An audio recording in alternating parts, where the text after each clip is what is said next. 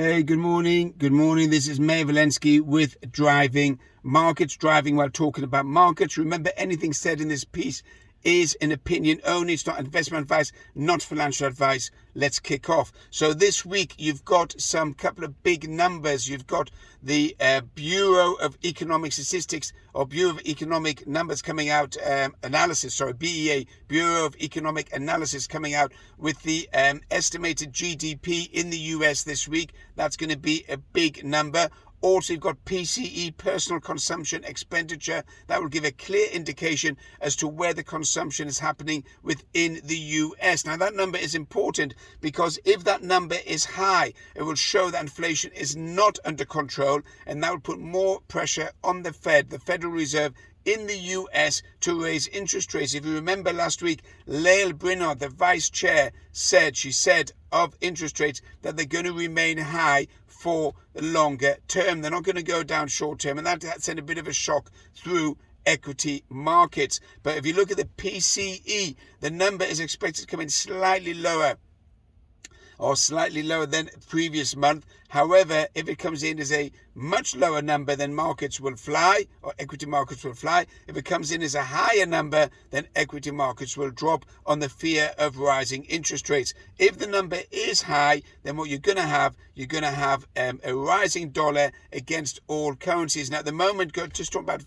foreign exchange, I want to focus on they've got a strong pound, stronger yen, well, not so much stronger yen, and you've got a strong euro. So the dollar against the pound is weak, and the dollar against the euro is weak. Against the yen, it's not so weak because there is a divergence at the moment where the US dollar looks like the interest rates have flattened out. So the interest curve, as far as US dollar is concerned, is leveled off. So you might have a little bit more yen strength over the next week or so. The pound is at 124 plus. I expect it to go, as I've said all along, to go to 125, now to 127. So keep an eye on that. Those of you who are forex traders or dependent on a strong pound, then the pound's going to get stronger over the next few weeks, up to about 127, maybe 127.5. Euro is probably going to go to about 109.5, 110, based on rising interest rates in Europe, and the ECB is going to get more aggressive as regards interest rates in the Eurozone. This week you've got Bank of Canada also coming out with interest rate rises. Expect to have a 25 basis point rise on Wednesday. So that'll move its interest rates up to around about 4.5, already priced into the Canadian dollar. So all of you forex traders, looks like the Canadian dollar is priced in, and there'll be an Aussie dollar rate rise as well. And UK will have a rate rise. UK is pretty solid on inflation, unfortunately at 10.5%. Therefore, Andrew Bailey needs to do something regarding interest rates as far as the UK is concerned. Overall, equity markets expect the trend to continue rising through the end of January.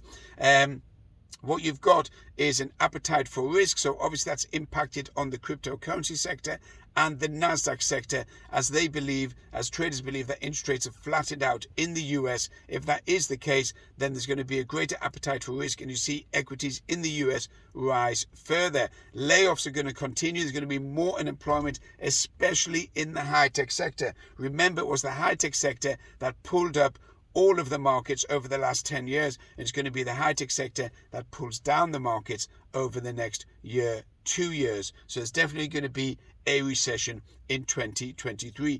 Gold's an interesting one. Gold is going to go to $2,000, $2,100 an ounce. In my opinion, it's already on the uptrend, and it looks like a pretty solid investment trade at the moment. So gold's going to get more expensive. Gold's going to rise. Those traders who want to go long of gold, they should have gone long at 1800, but there's probably still time now to go long on gold. Oil also is creeping up. So oil is going to go to around about the $95 a barrel as China opens up and the demand for oil is sucked in significantly. Expect the 10-year US Treasury, if rates flatten off in the States, to stay about the 3.5. I don't think so. I think it's going to fall back to 4.5%. There's a massive divergence between the 2-year Treasury and the 10-year Treasury, and that is a clear indicator of a recession. It's never failed over the last 40 years. When that divergence is really wide, it means it's going to be a significant recession in 2023. That's it for now.